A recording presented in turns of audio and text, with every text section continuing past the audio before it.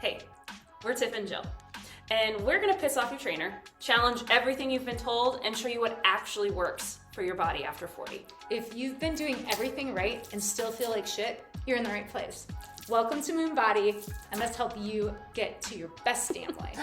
All right, guys, welcome back to another episode of Science, Sweat, and Other Shit They Should Have Told You. Today, we are getting into the pet peeves of me and Tiff, and we are going to talk about eat less, move more, and the 6 other lies that have failed you.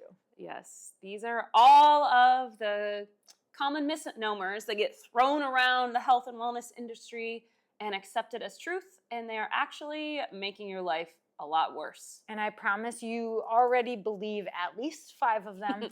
Yes. Unless you've been around for a minute. Unless you've been around for a while. What's interesting is I feel like the longer someone's in the health and wellness field as a profession, the more they know these are all bullshit. Yeah, that's true. It's the noobs. The noobs be falling for it every time. The 2-year trainer who you see on your Instagram. Yes. The social media influencers of the world. Because they don't get paid for getting results. No, they get paid for views. For views, going viral.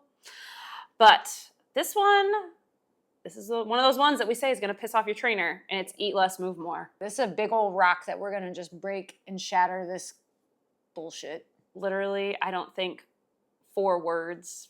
There's no other 4 words that have failed more women than this. Yeah. And failed because the science is poor. That is not actually the case, that it's calories in, calories out. You can just eat less and move more. You're out of the situation you're in. Yep. But also the amount of shame and self-blame and guilt. And then on top of it, then you start going harder and moving more, and you're actually making the problem worse. So it's just probably our least favorite one for a million reasons. Yes.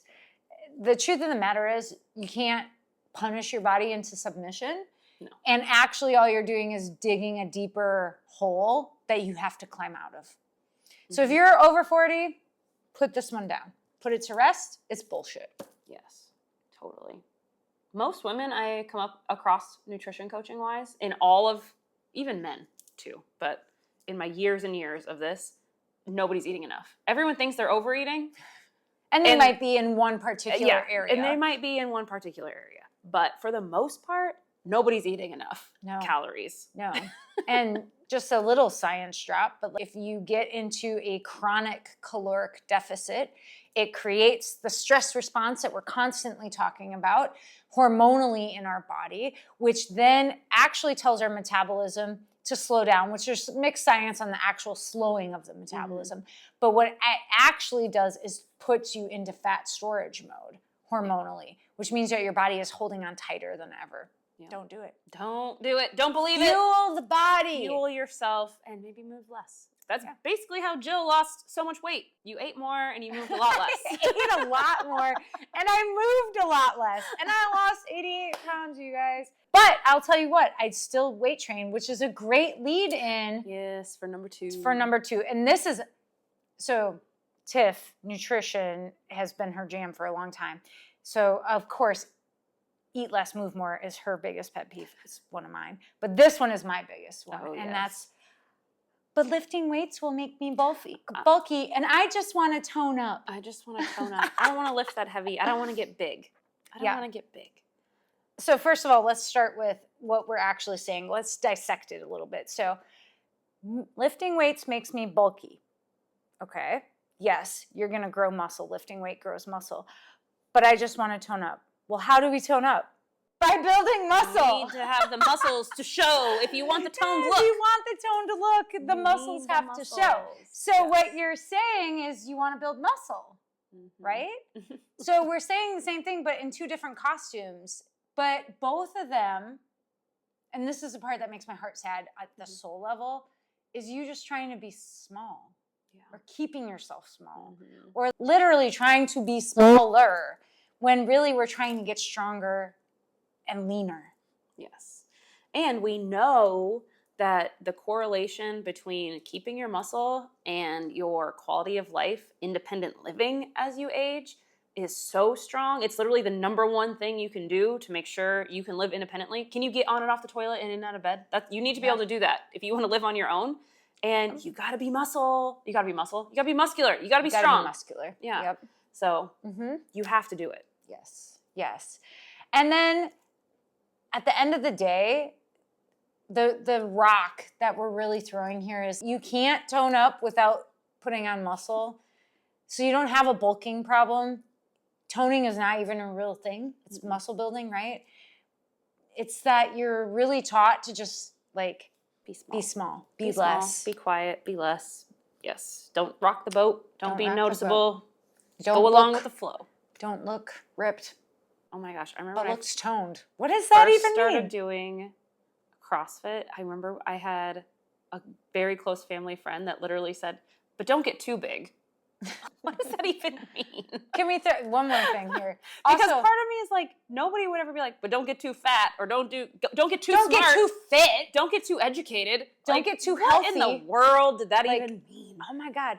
But also, like, how much were you actually training back then? You were probably training a lot, right? Mm-hmm. Like, and did you get that I never got bulky. that I looked huge, super lean and fit, right? Yeah. Mm-hmm. Probably what nowadays, back then it was probably a little bit like not as societal recognition as it is now, but like, yeah. It's just so funny. Oh no, girl, since the minute I met you, I'm like, that girl looks fit and toned and gorgeous with her curves. Aww. So just saying. Get yourself a BFF like Jill. That's all I'm saying. You know what else I'm going to say is I hate when people think, oh, I need to lose some weight, so I'm just going to do more cardio. I'm going to go for a run. I'll punch you down onto the ground. Yes. But why? Like, what? So why? Because I feel like in your 20s, that is an answer that works. Yeah. And we correlate fat loss with breathing hard. Right? Or breathing heavy, sweating, working hard, right? And so, of course, our mind goes to, oh, that's the easy, it's not an easy button, but it's the easy answer, right? Yeah. But I need to lose weight. It's not. I need to run. So this kind of goes back to the eat less, move more. Very similar. That our bodies, for a lot of people, already under major strain, major stress, and now they think the answer to fix the weight problem correlated with that major strain and stress is to put in more stress and more strain with these big, long cardio sessions. And it's just adding more fuel to the fire. And when we're talking cardio here, we're talking about not just like cardio, like running or doing a high rocks or something like that, but we're also talking about your high intensity boot camps that are 45 to 60 big, minutes. Long hit, yeah. And you're just dead at the end of it. All that's doing is digging you deeper into that deficit. Because most people, their problem isn't that they aren't fit enough and that they're not working out enough. The problem is their body is under recovered, they're not sleeping well enough, and they don't have enough muscle. So lift your weights. Lift the weights. Get off that bike. Well, but Tiff, if I'm going to do cardio, I'm definitely going to do it fasted. Duh. In the morning. First thing in the morning, fasted cardio. And then you're going to ask me if I ate anything because I'm seeing stars a little. Oh my gosh, yeah. As I need to sit down because I'm feeling really lightheaded. This one is so frustrating because this is, I feel like, the perfect example of the healthcare situation for women, medication situations for women, and obviously the fitness world for women. And this whole idea of fasted cardio being the name of the game, where it was at for fat loss, they literally studied 20-something-year-old men. And then they're like, they got incredible results. Everyone should do it. And then when they finally took the time to study fasted cardio for older men or women at all, they found, it actually is horrible. But they gained weight. That's not mainstream. That's not the mainstream message, right? The first message that got out and got widely accepted. And now you can see people literally, if you talk about fasted cardio, they've been so bought in on this that there's literally a cognitive dissonance. They cannot accept the truth that it wouldn't be good for them, even though you could literally pull up research studies, and put it in front of their face. Yeah. Or even they're doing it for themselves. Like, I've been doing fasted cardio and my scale just keeps going up, or I look puffy. My clothes fit horrible. Yeah. Like, stop doing your fasted cardio. Yes. But I can't. Yes. And then when we add in a nutritional layer to women and what we know about women and our hormones and what creates safety, a well-fueled system is what actually creates an environment that will burn fat. You can't do that fasted because it's unsafe. We don't know. We're preserving for pregnancy, right? That is what our body is thinking of. So why would I burn fat if I'm working out fasted if I don't know the next time I'm going to eat? Dude, I know. It's crazy. It's kind of crazy. Now, stop going to the gym with no food in your tummy. No, please eat something. Also, when it's really hot, definitely eat something. I'm only saying that because it's been crazy hot the last couple of days. Real hot. And I've had a couple dizzy folks. Like, you guys, what did you eat before it's 4 o'clock. What did you eat before you came here? Yeah, Nothing. You guys, you're starving yourself fat. We already talked about that on my episode, but. And not only that, your nervous system, like if you're feeling stressed all the time and you can't wind down at night and you're snapping at your kids, you're snapping at your husband, and you're wondering why life just feels like it's going a million miles an hour and you can't get your feet on the ground, this is why. Yeah. Fuel your body. Stop pushing it into the ground. You don't need to fast pretty much ever, ladies. No. Do you know what else you don't need to do? Ever. Follow any advice that says you just need to balance your hormones. What does that even mean? I don't think anybody knows. Like, nobody knows. I don't think anyone knows. But I will say, okay, I'm just going to throw this out there. As somebody who was convinced that I had a hormone problem, I get the appeal of that statement. It just makes it seem like such a simple fix. Like, yes, everything will be better. I'll stop feeling like crap. I can lose the weight. I can feel good again. Yes. I recognize myself in the mirror. If I can just fix my hormones. That's what's been the problem. Yeah. But you're in your 40s now, and there's no fixing the natural decline. No. Also, because your hormones, literally, they're a messenger. Okay? If something is going wrong there, you can check upstream, you can check downstream, but they're just the messenger, and they're certainly not the villain. Yeah, which is actually one of the things that I do love that is coming up, not necessarily from the fitness world, but in the medical world and in the functional medical world, is like the root cause. Let us help you get to the root cause of the messages being sent by the messengers. And I think, not to say that anything, anybody, any program that's out there talking about hormone health and balancing your hormones is in the wrong, because I do think there's absolutely issue there because of maybe a root cause, inflammation, stress, whatever. There's some maybe issues then with the hormones, and it's easier to just say balance your hormones than it is to say, oh, well, we need to fix this and this and this and this. Yes. So I just blanket statement. Yeah. Just because you hear that doesn't mean it's bad. But if somebody's selling you a $20 capsule to balance your hormones, might not be where it's at. Also, anything, I'm just going to tag this on. We weren't planning it, but it goes here. Anyone that's just like the cortisol reset. We talk a lot about cortisol, don't get me wrong, but it is not an end-all be-all. It is part of a grander system and part of something that needs a more holistic approach. Yeah. It's just one little piece of the pie. It's a messenger. It is. In the pie. And you need it. And if it's causing problems, again, look upstream. Where does the cortisol come from? Look there first. Yes. The next one makes me sad. Makes me sad because people, I was a part of this. I would have nutrition clients weigh themselves every day. That was just common. You had me weigh myself every day when I first started with you, so that's a thing. And I hated it, and I told you no. But here's what I'll say is that I quickly learned, and I think it's good if somebody does weigh themselves every day. It's good if you have a really a tumultuous relationship with the number on the scale. Weighing yourself every day does make you realize that it's just a freaking number, because that scale can fluctuate 5 pounds or more in a 24-hour period, and you didn't do anything different.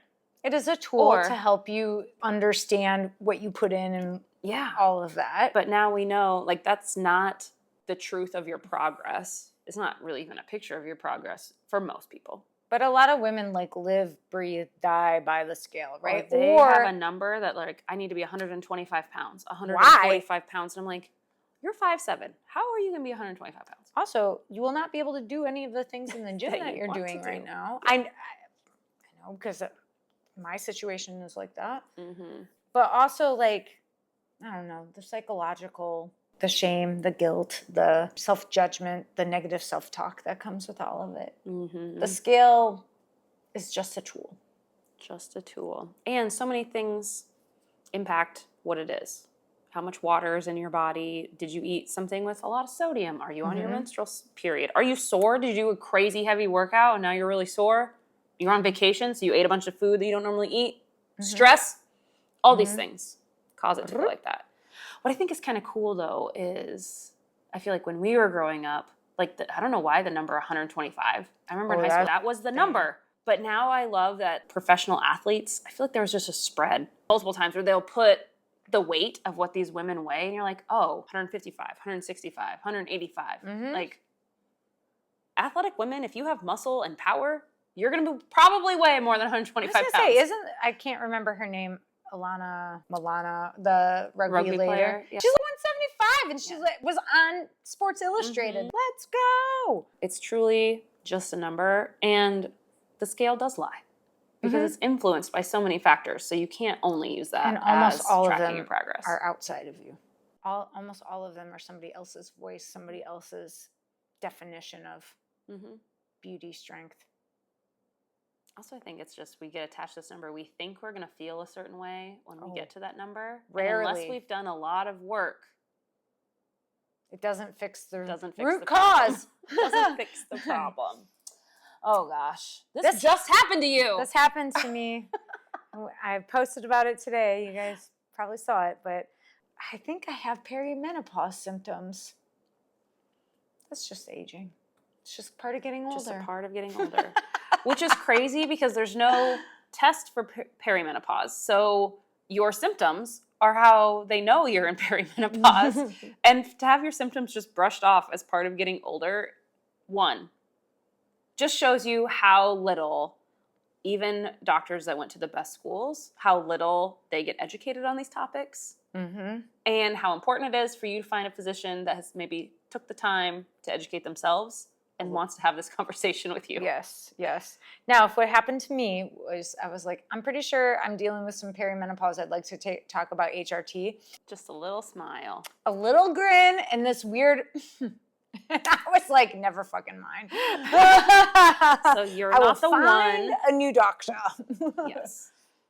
Because we see it every day. How many of these symptoms that women come to us with, and they're debilitating to the fact, but the point that they're not able to do the things that they love in life.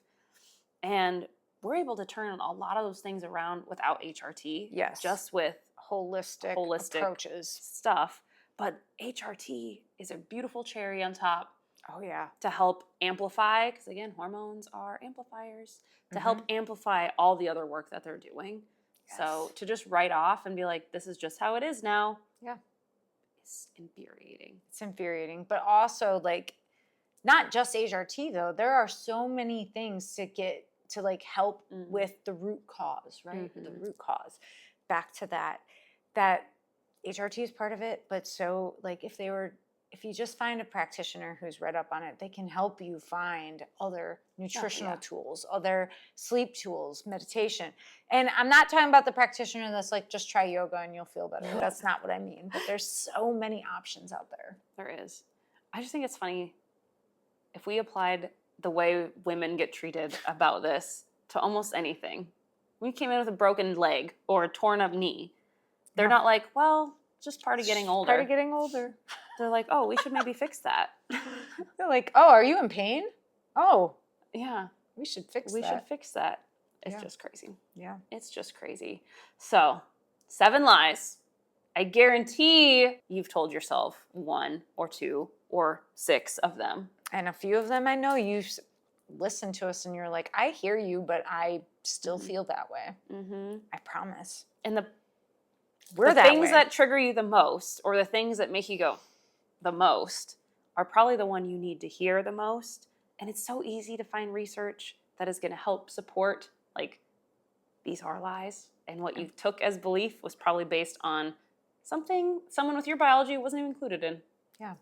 So if you want to, learn about these research studies that are coming out, if you want to learn about the lies that are being thrown around in the industry, make sure that you subscribe here. Make sure you follow along with us as we share everything that we can find to help educate you. The more you like, follow, subscribe, the more it's going to help us get this information out to other women who also need to hear it. And just remember, you're not a small man, and you're beautiful, and we can't wait to see you again. Bye.